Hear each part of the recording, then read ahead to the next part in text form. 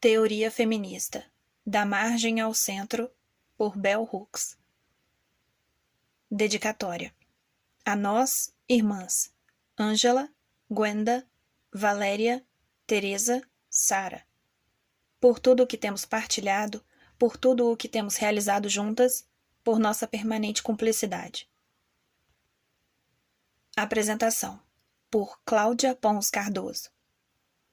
Em 1984, Bell Hooks publicava, nos Estados Unidos, Feminist Theory, From Margin to Center, da margem ao centro, como anuncia o subtítulo para se contrapor às muitas teorias feministas criadas por mulheres brancas letradas privilegiadas, que falavam a partir do centro, adotando um ponto de vista que muito raramente inclui aquelas que vivem na margem.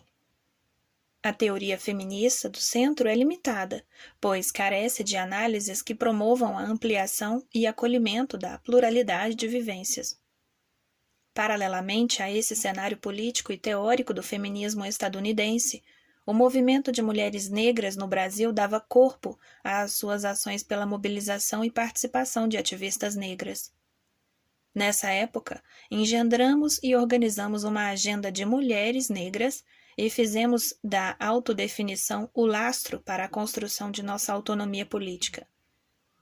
O movimento colocou a raça em evidência, revelando o racismo como determinante no processo de opressão, discriminação e exclusão das mulheres negras. Enegreceu o lugar que ocupamos no gênero. Em relação ao movimento feminista, reconhecíamos sua importância como teoria e prática para as lutas e conquistas das mulheres. Porém, as contradições e ambiguidades das feministas brancas no enfrentamento ao racismo sempre foram muitas, dificultando a formação de alianças mais estreitas. Sem falar das teorias que nos causavam estranhamento por não incluírem nossas trajetórias contra o racismo patriarcal. A nós interessava, e continua a interessar, parafraseando Sueli Carneiro, um feminismo que tem como eixo principal articulador o racismo e seu impacto sobre as relações de gênero. Teoria feminista, da margem ao centro, traduz o estranhamento que sentíamos na crítica às teorias produzidas por feministas incapazes de falar com grupos diversos porque não entendem completamente ou seriamente a inter-relação entre os vetores de exclusão, diz Bell Hooks. Os grupos feministas eram espaços fechados às propostas, saberes e experiências das mulheres negras e brancas pobres, porque eram as experiências das mulheres brancas privilegiadas que legitimavam o processo. Bell Hooks percorre outro caminho, o trilhado por aquelas que estão na margem, sendo que estar na margem, como ela explica, é fazer parte do todo, mas fora do corpo principal. É conhecer ambos os lugares, o seu próprio contexto e o dos opressores. É ter um olhar tanto de fora para dentro como de dentro para fora. Assim, as análises apresentadas por ela abordam o contexto de opressão e exclusão das mulheres negras, estruturado por racismo e sexismo na diáspora negra, mas também o de lutas, de subversões e de redefinições para projetar novos horizontes. Ela fala sobre o que sentimos. Sua narrativa teoriza nosso vivido. Segundo a autora, Teoria Feminista, da margem ao centro, foi escrito para atender à necessidade de uma teoria voltada a um movimento baseado nas massas, uma teoria que analisasse a cultura de um ponto de vista feminista enraizado numa compreensão do gênero, da raça e da classe. Luísa Bairros, ao se referir ao feminismo brasileiro, explica que, sem o movimento das mulheres negras, as ideias do movimento feminista, majoritariamente branco, não teriam conseguido a penetração popular que possuem hoje. Luísa acredita às mulheres negras o feito de tornar termos fundamentais do feminismo moeda corrente para uma parcela significativa da população. Na afirmação de nossa identidade feminista, nós, ativistas negras, historicamente consideradas as outras do feminismo, em diferentes contextos, construímos epistemologias feministas negras descoloniais, tomando por base nossas experiências e as de nossas antepassadas, e iniciamos elaborações acerca do feminismo totalmente opostas às concepções hegemônicas, que terminaram por contribuir para o fortalecimento do próprio feminismo, já que o deslocamos da perspectiva construída a partir de privilégios do centro para a perspectiva da vivência da margem. É disso que fala a autora deste livro. Bell Hooks revisita suas memórias em busca de uma prática feminista iniciada no lar patriarcal de sua infância para tecer uma teoria feminista. Ao revelar e partilhar sua trajetória, ela nos envolve e nos inspira a revisitar nossas memórias para que recuperemos experiências próprias de práticas feministas ou de compromissos com a luta feminista, demonstrando as diferenças nas trajetórias das mulheres. Sua narrativa é política, com linguagem acessível, uma característica de seus escritos, e tem por objetivo atingir um maior número de pessoas, promover a reflexão, comunicar e chamar para a luta feminista, a qual possui um potencial revolucionário quando entendida e direcionada a ser um movimento que pretende acabar com a opressão sexista. Ela faz da escrita um instrumento de mobilização feminista, que alcança e sensibiliza todos e todas, mulheres e homens, a participar igualmente dessa luta revolucionária. Esta é uma obra basilar do feminismo negro que, ao abordar os processos de opressão das mulheres negras, das mulheres situadas na margem, dá sentido à centralidade da luta feminista, ao enfrentamento do racismo patriarcal heteronormativo.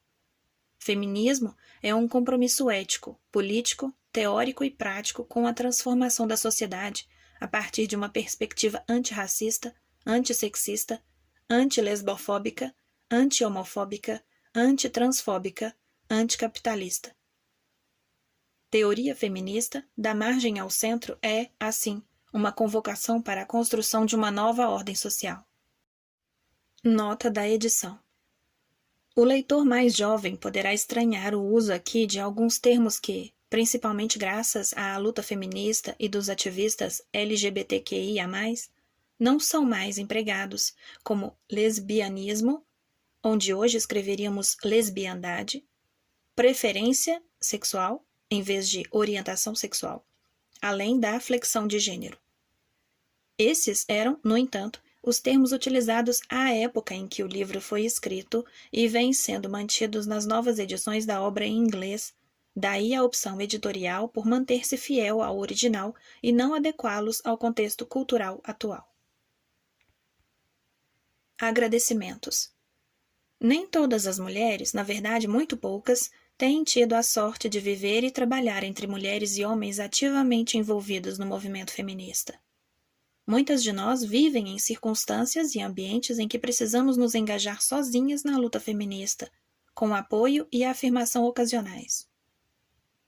Fiquei isolada durante boa parte do tempo em que estive escrevendo Não Sou uma Mulher? As Mulheres Negras e o Feminismo.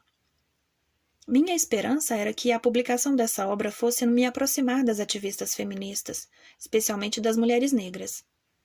Ironicamente, algumas das mais destacadas porta-vozes negras do movimento feminista reagiram ao meu livro com críticas trashing, não apenas contra o texto, mas também contra a minha pessoa. E como eu esperava uma avaliação séria e rigorosa da minha obra, fui pega de surpresa e totalmente despreparada pela hostilidade e pelo desprezo dirigidos a mim por mulheres que eu não considerava e nem considero como inimigas. Apesar dessas reações, partilho com elas o compromisso firme com a luta feminista. Para mim, isso não significa que temos de nos aproximar do feminismo a partir de uma mesma perspectiva. Não significa que temos uma base firme para nos comunicar, que nosso compromisso político deveria nos levar a conversar e lutar juntas. Infelizmente, costuma ser mais fácil ignorar, descartar, rejeitar e mesmo machucar um ao outro do que se envolverem em embates construtivos. Se não fossem as reações majoritariamente positivas ao livro por parte das mulheres negras que se sentiram compelidas por ele a repensar ou pensar pela primeira vez o impacto do sexismo em nossas vidas e a importância do movimento feminista, eu poderia ter ficado terrivelmente decepcionada e desiludida. Graças a elas e a muitas outras pessoas, mulheres e homens, este livro não foi escrito em isolamento. Sou especialmente grata aos cuidados e ao apoio que recebi de Valéria e Gwenda, minhas irmãs mais novas, de Beverly, minha amiga e parceira de luta, de Nate, minha companheira, e do coletivo da editora South End. Esses estímulos renovam meu compromisso com as políticas feministas e fortalecem minha convicção de que o valor de um escrito feminista precisa ser avaliado não apenas pela reação que suscita entre as ativistas feministas, mas pela sua capacidade de trazer para dentro da luta feminista aquelas pessoas, mulheres e homens, que até então estavam de fora. Prefácio à nova edição Vendo a Luz, Feminismo Visionário. O movimento feminista continua sendo uma das frentes mais poderosas de luta por justiça social no mundo de hoje. Aos 19 anos de idade, concluí o primeiro esboço de meu primeiro livro feminista. Não Serei Eu, Mulher? As Mulheres Negras e o Feminismo. O livro foi publicado quase 10 anos depois. Nesse meio tempo, me envolvi cada vez mais com a criação de uma teoria feminista. Geralmente, quando as pessoas falam ou escrevem sobre o movimento feminista contemporâneo, dão a entender que, em seus começos, havia um conjunto de princípios e crenças lhe servindo de base. Na verdade, quando a marcha feminista teve início no final dos anos 1960, ela foi protagonizada por mulheres que, em geral, sequer sabiam da existência umas das outras. Não havia uma plataforma comum definida com clareza. Enquanto Beth Friedan escrevia sobre o problema que não tem nome, denunciando o modo como a discriminação sexista afetava as mulheres brancas com diplomas e privilégios de classe, Septima Clark, Ella Baker, Fannie Lou Hamer e Anne Mood, juntamente com mulheres negras de toda parte dos Estados Unidos, desafiavam o sexismo dentro do movimento pelos direitos civis. Não sabemos quem usou pela primeira vez a expressão libertação das mulheres, nem consideramos que isso tenha alguma importância. Significativo é, antes, o fato de que, como mostra a história do movimento feminista contemporâneo, em toda parte havia mulheres lutando contra o sexismo. Quando essas mulheres começaram a se encontrar e trocar experiências, aquela rebelião coletiva passou a ser conhecida como libertação das mulheres, desdobrando-se posteriormente no movimento feminista. A luta feminista ocorre a qualquer época onde quer que uma mulher ou um homem se erga contra o sexismo, contra a exploração sexista e a opressão. O movimento feminista acontece quando grupos de pessoas se reúnem em torno de uma estratégia organizada no intuito de combater o patriarcado. Cresci e fui educada no seio de uma família patriarcal, e foi a partir dela que desenvolvi uma consciência feminista. Meu grito de revolta feminista ocorreu quando decidi ingressar na universidade, desafiando as crenças patriarcais de meu pai e o receio de minha mãe, pois, na visão deles, estudar demais não combinava com os interesses de uma mulher de verdade.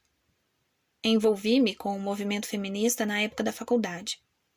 Em toda parte, as mulheres engajadas em causas políticas radicais, abre parênteses, a libertação do povo negro, socialismo, pacifismo, direitos ambientais, fecha parênteses, tinham sua atenção voltada para a questão de gênero.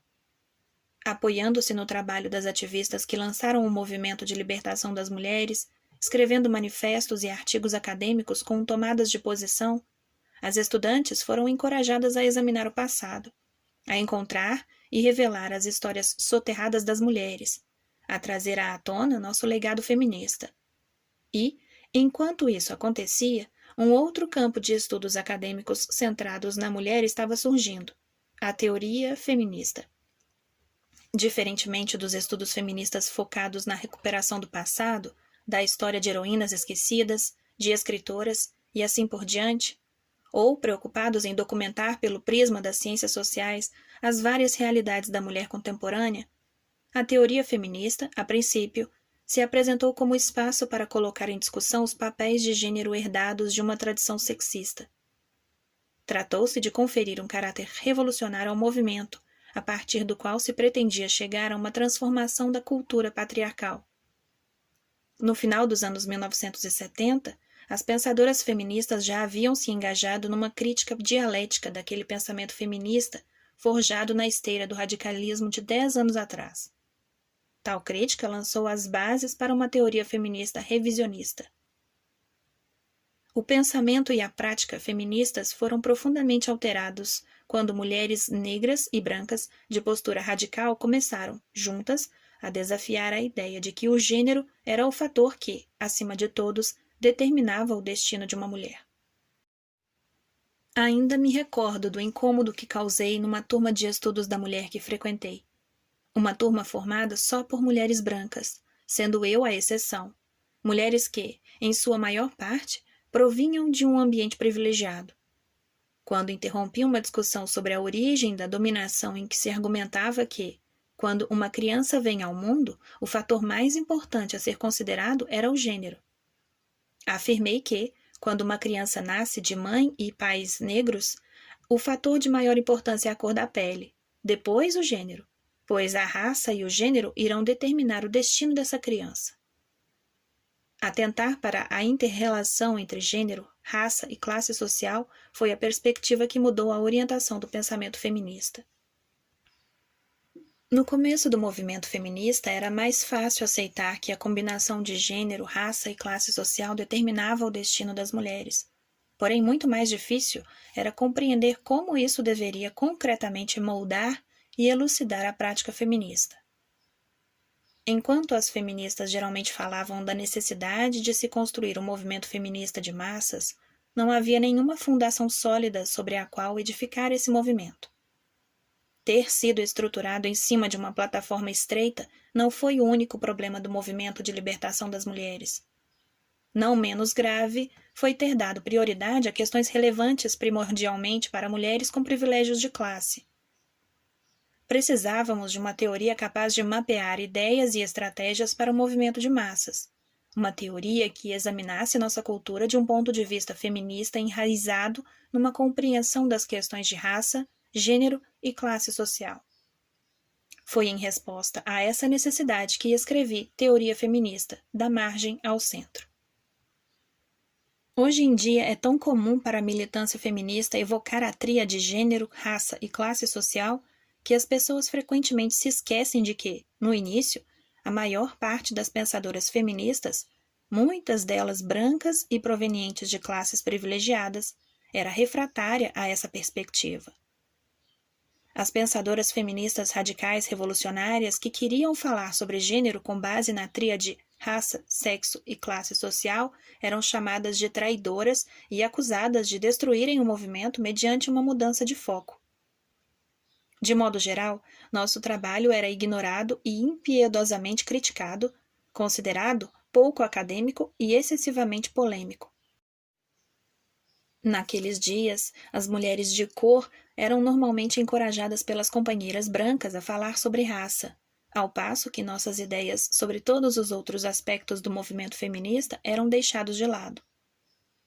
Protestamos contra essa marginalização de nossa perspectiva partilhando nosso compromisso com a criação de uma teoria feminista abrangente, endereçada a um amplo leque de questões. Esse compromisso é a base ética de Teoria Feminista, da margem ao centro. Um dos aspectos mais afirmativos do movimento feminista tem sido a formação de um ambiente intelectual alimentado por um fluxo contínuo de críticas e trocas dialéticas. Abrir os ouvidos para o que as pensadoras radicais tinham a dizer mudou a fisionomia da teoria e das práticas feministas. Muitas daquelas mulheres brancas pouco esclarecidas a esse respeito conseguiram quebrar as amarras de seu preconceito e começaram a examinar por um novo prisma o modo como a questão de gênero vinha sendo abordada até aquele momento. Em nossa sociedade não se encontra outro movimento por justiça social tão autocrítico quanto o movimento feminista. Essa disposição para mudar de direção sempre que necessário tem sido a principal fonte de vitalidade e força para a luta feminista. Essa crítica interna é essencial para qualquer política de transformação. Assim como nossas vidas não são estáticas, estão sempre mudando, nossa teoria tem de permanecer fluida, aberta, permeável ao novo. Quando saiu a primeira edição deste livro, ela foi saudada e celebrada por pensadoras feministas ávidas de uma nova visão. Mesmo assim, algumas pessoas consideraram a teoria aqui exposta como provocativa e desconcertante. Expressões como dissecação cruel foram usadas por críticos que resenharam o livro. Naquela época, o mainstream do movimento feminista simplesmente fez vista grossa a esse trabalho, como costumava fazer diante de qualquer teoria feminista considerada excessivamente crítica e excessivamente radical. Como uma obra visionária, Teoria Feminista, da Margem ao Centro, foi apresentada a um mundo feminista que ainda não estava preparado para ela. Lentamente, à medida que as pensadoras feministas foram entendendo a questão do gênero pela perspectiva da tríade raça, sexo e classe social, este livro começou a receber a atenção que merecia. Hoje, ele ocupa seu lugar junto a outros textos visionários que vieram alterar de forma positiva e construtiva o pensamento feminista contemporâneo. O plano do movimento feminista presente nesta obra é perfeitamente razoável, tão relevante para a situação atual quanto o foi há alguns anos. Oferece diretrizes para a edificação de um movimento feminista de massa, algo que ainda buscamos desesperadamente. Escrito numa linguagem bem mais acessível do que boa parte da teoria feminista atual, encarna a esperança feminista de que podemos encontrar uma linguagem comum a ser disseminada mundo afora. De lá para cá, o pensamento feminista acadêmico se afastou da vida da maior parte das pessoas nessa sociedade. E é justamente essa distância que faz com que o pensamento feminista pareça rarefeito e irrelevante para a maioria das pessoas. Neste livro, enfatizo que precisamos de escritos feministas que falem para qualquer um, pois, do contrário, a educação feminista para uma consciência crítica não poderá vingar. O movimento feminista gerou mudanças profundamente positivas na vida de meninos e meninas, mulheres e homens, que vivem em nossa sociedade sob um sistema político fundado num patriarcado capitalista, imperialista e de supremacia branca. E embora o feminismo trashing, que pratica críticas abusivas ou até mesmo verdadeiras campanhas de desmoralização pública contra indivíduos, venha se tornando um lugar comum, o fato permanece. Todos se beneficiaram de uma revolução cultural empreendida pelo movimento feminista contemporâneo. Ele mudou nossa forma de ver o mundo, de trabalhar e de amar. E mesmo assim o movimento feminista não produziu uma revolução sustentável. Não acabou com o patriarcado, não erradicou o sexismo, nem a exploração e a opressão sexistas. Em consequência, os ganhos feministas estão sempre em risco.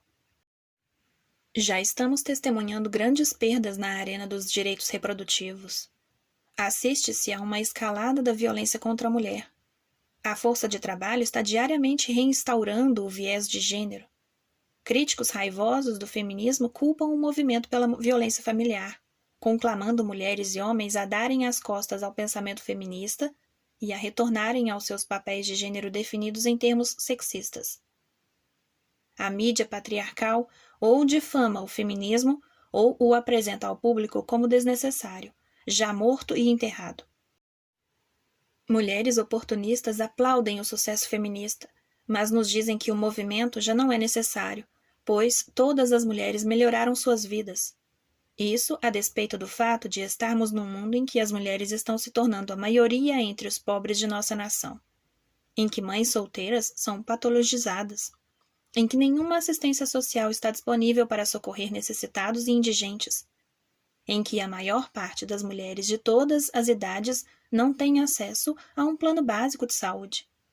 E apesar dessa crua realidade, o discurso feminista visionário se acha cada vez mais restrito aos ambientes da elite culta. Se permanecer confinada, a mensagem feminista não será ouvida e o movimento acabará fenecendo. Se quisermos renovar a luta feminista e garantir que estamos na direção certa, ainda precisamos de uma teoria feminista que fale a todos, que deixe todos cientes de que o movimento feminista pode mudar suas vidas para melhor. Essa teoria feminista, assim como a análise oferecida em Teoria Feminista, sempre irá nos desafiar, sacudir, provocar, mudar nossos paradigmas e nosso modo de pensar, dando uma guinada em nossas vidas. É o que fazem as revoluções. E a revolução feminista é necessária caso queiramos viver num mundo livre de sexismo, em que a paz, a liberdade e a justiça prevaleçam. Um mundo sem dominação. Se trilharmos um caminho feminista, é aonde chegaremos. Teoria feminista, da margem ao centro, pretende continuar iluminando essa necessária caminhada. O movimento feminista continua sendo uma das frentes mais poderosas de luta por justiça social no mundo de hoje. Como grupo, as mulheres negras estão numa posição peculiar na sociedade, não apenas porque, em termos coletivos, estamos na base da pirâmide ocupacional, mas também porque o nosso status social é inferior ao de qualquer outro grupo. Isso significa que carregamos o fardo da opressão sexista, racista e de classe. Capítulo 1. Mulheres negras, moldando a teoria feminista. Nos Estados Unidos, o feminismo nunca foi protagonizado pelas mulheres que mais sofrem com a opressão sexista, que são diariamente subjugadas, mental, física e espiritualmente. Mulheres sem o poder de mudar suas condições de vida. Elas formam uma maioria silenciosa. E é característico dessa condição de vítima que elas aceitem o destino que lhes é imposto sem nenhum questionamento. Sem nenhum protesto organizado, sem articular de forma coletiva sua raiva e sua fúria.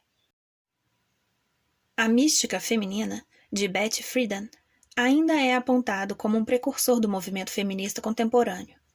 Ora, ele foi escrito como se essas mulheres não tivessem existido. Abre parênteses. Embora a mística feminina tenha sofrido críticas e ataques de várias frentes, chamo novamente a atenção para ele porque certas premissas enviesadas sobre a natureza do status social da mulher sugeridas por esse texto continuam a moldar o teor e a direção do movimento feminista.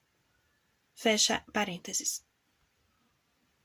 A famosa frase de Friedan, abre aspas, o problema que não tem nome, fecha aspas, geralmente citada para descrever a condição da mulher nessa sociedade, na verdade se referia ao drama de um seleto grupo de esposas brancas das classes média e alta, com nível superior. Mulheres do lar, entediadas pelas horas de lazer, atividades domésticas, crianças e compras, e o que esperavam mais da vida.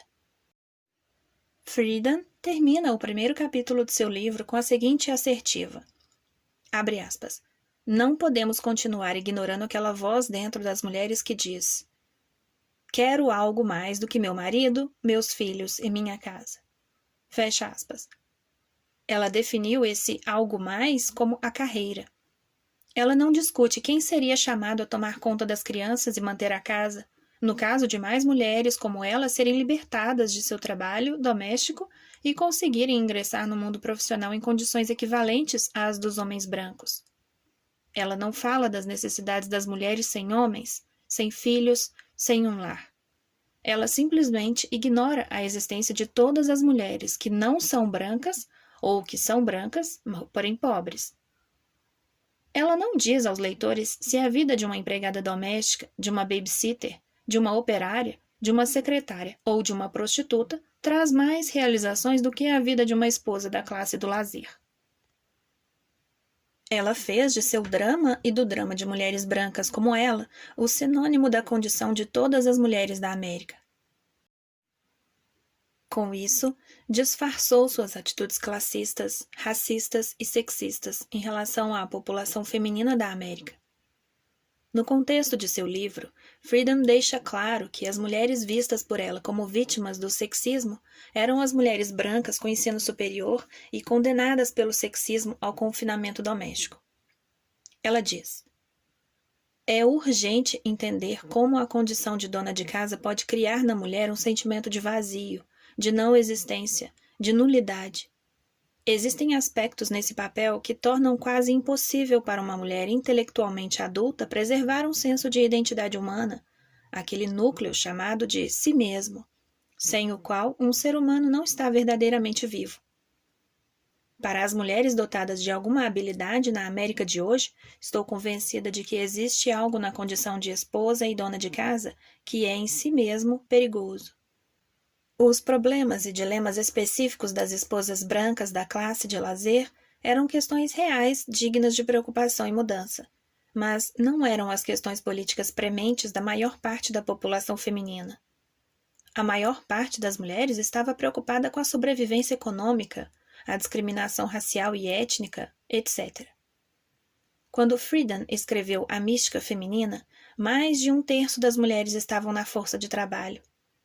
Embora muitas mulheres desejassem se tornar esposas, apenas as com tempo livre e dinheiro podiam realmente moldar sua identidade segundo os termos da, abre aspas, mística feminina, fecha aspas.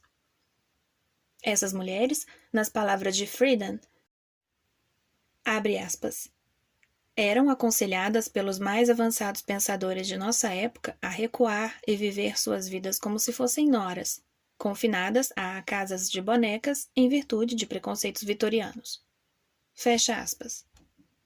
A julgar por seu escrito de juventude, é como se Friedan nunca tivesse se perguntado se o drama das esposas brancas e com ensino superior era um ponto de referência adequado para aferir o impacto do sexismo ou da opressão sexista na vida das mulheres na sociedade estadunidense.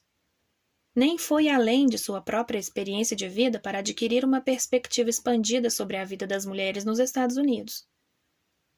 Não digo isso para desacreditar seu trabalho. Ele permanece sendo uma discussão útil sobre o impacto da discriminação sexista dentro de um seleto grupo de mulheres.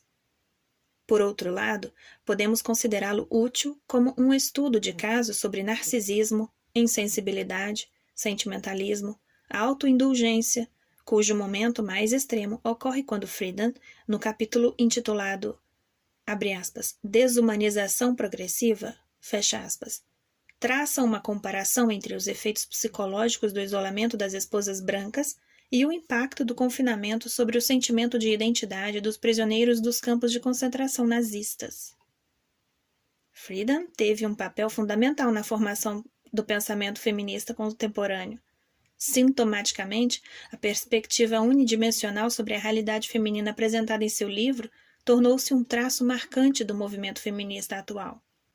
Como a própria Friedan antes dele, as mulheres brancas que hoje dominam o discurso feminista raramente se perguntam se a perspectiva que exibem corresponde verdadeiramente à experiência da mulher como grupo, e nem se dão conta do quanto suas perspectivas refletem um viés de classe e de raça, mesmo se, em tempos recentes, a consciência desse tipo de viés seja cada vez maior.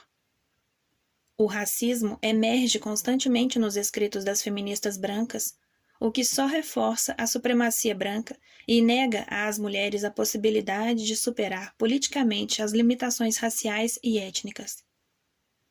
Foi justamente por se recusar a ver e combater as hierarquias raciais que o feminismo do passado impediu que fosse feita a ligação entre raça e classe social. E, no entanto, a estrutura de classe da sociedade estadunidense foi moldada pela política racial da supremacia branca. Somente analisando o racismo e suas funções na sociedade capitalista é que se pode chegar a uma plena compreensão das relações de classe. A luta de classes é indissociável da luta pelo fim do racismo. Num ensaio escrito já há alguns anos, intitulado A Gota d'Água, Rita Mae Brown deu a seguinte explicação acerca do nexo entre a luta contra o racismo e o problema das classes sociais. O conceito de classe vai muito além da relação com os meios de produção definida por Marx. Classe envolve o seu comportamento, suas principais convicções sobre a vida. Suas experiências validam essas convicções. O modo como lhe ensinaram a se comportar, o que você espera de si e dos outros, o seu modo de entender e resolver problemas, seu modo de pensar, sentir e agir. São esses padrões de comportamento que as mulheres da classe média se recusam a reconhecer, mesmo que estejam inteiramente dispostas a aceitar o conceito de classe nos termos marxistas. É uma espécie de truque que as desincumbe da tarefa de enfrentar as implicações práticas do comportamento de classe, inclusive em suas próprias vidas. São esses padrões comportamentais que precisam ser reconhecidos, compreendidos e modificados. As mulheres brancas que dominam o discurso feminista, que, em grande medida, fazem e articulam a teoria feminista, de um modo geral, subestimam a supremacia branca como uma política racial, ignorando o impacto psicológico da situação de classe, bem como seus status políticos no interior da realidade capitalista, racista e sexista.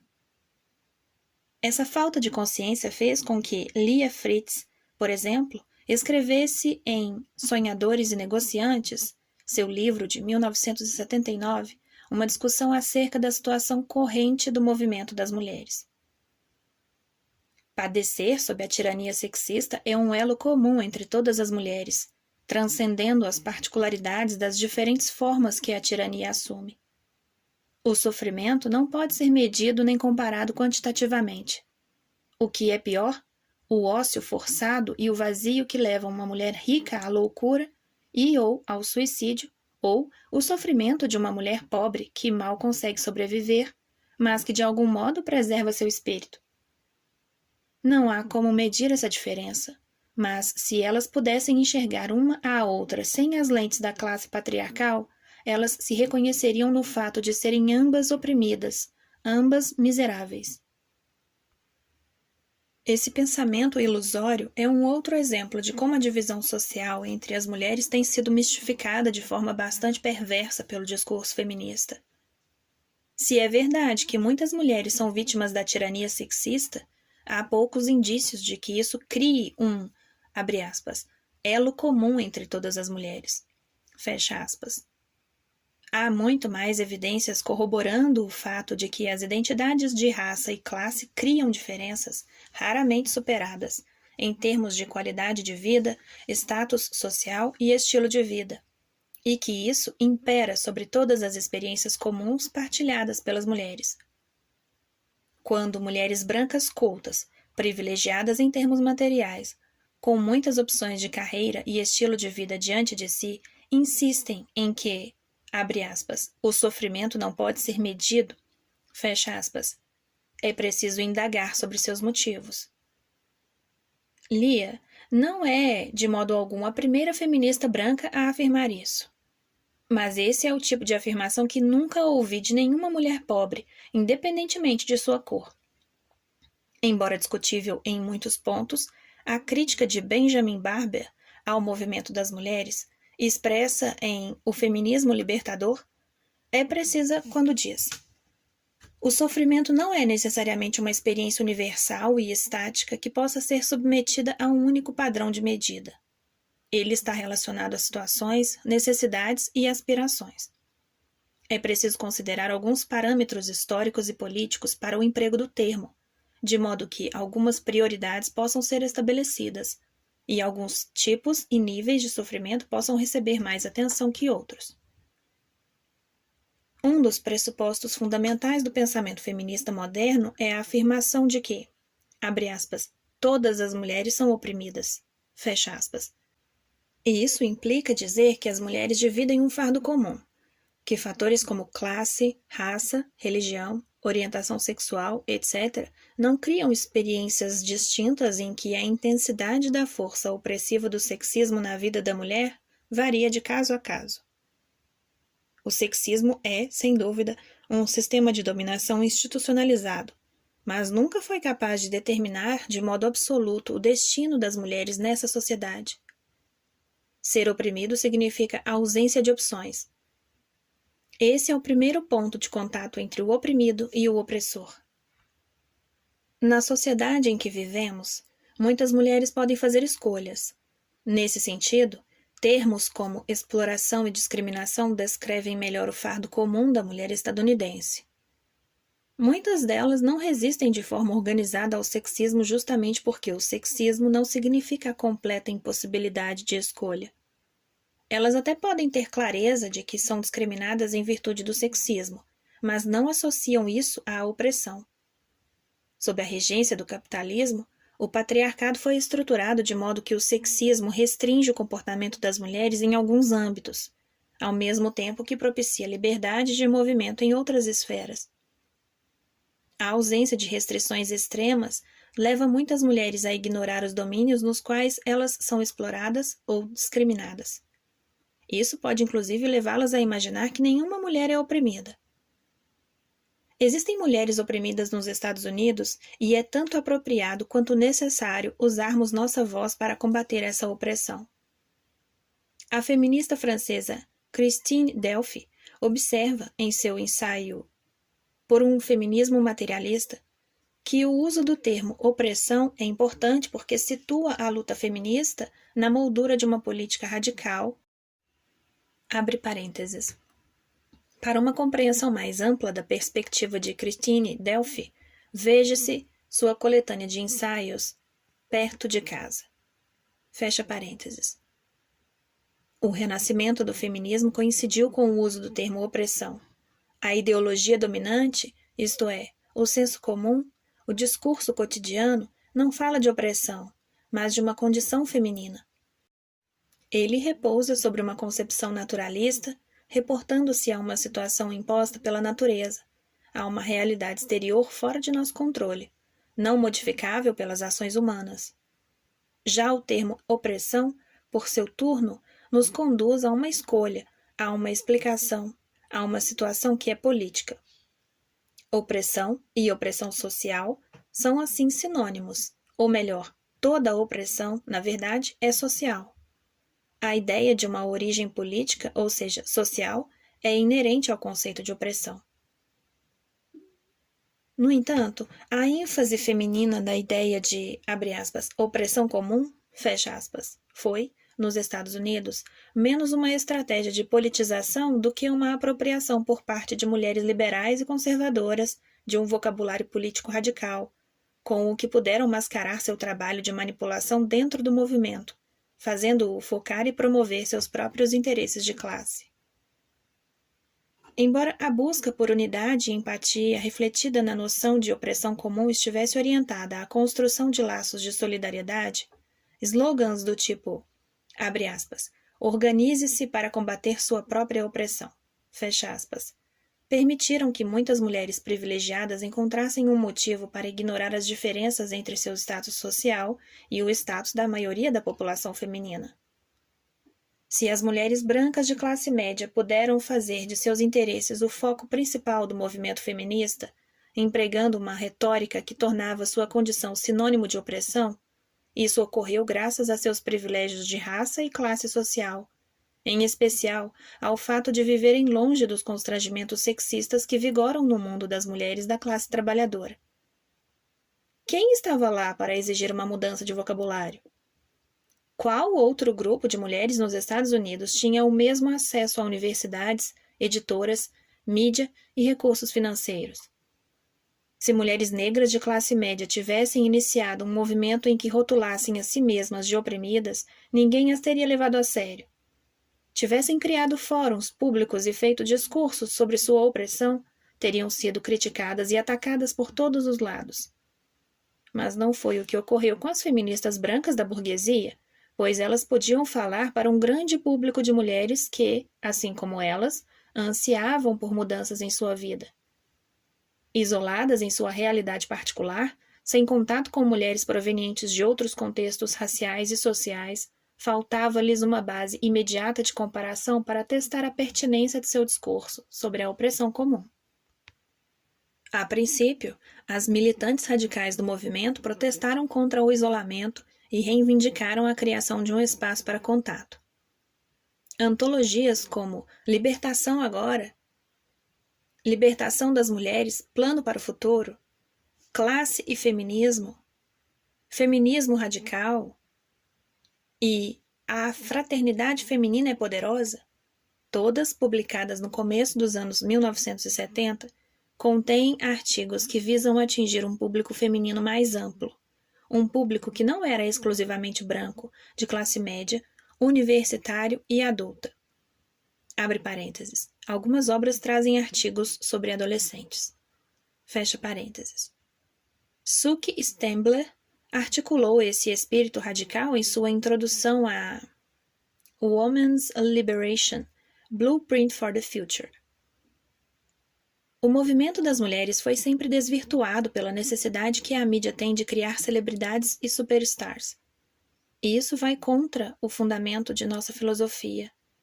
Não podemos nos relacionar com as mulheres assumindo uma posição de prestígio e fama.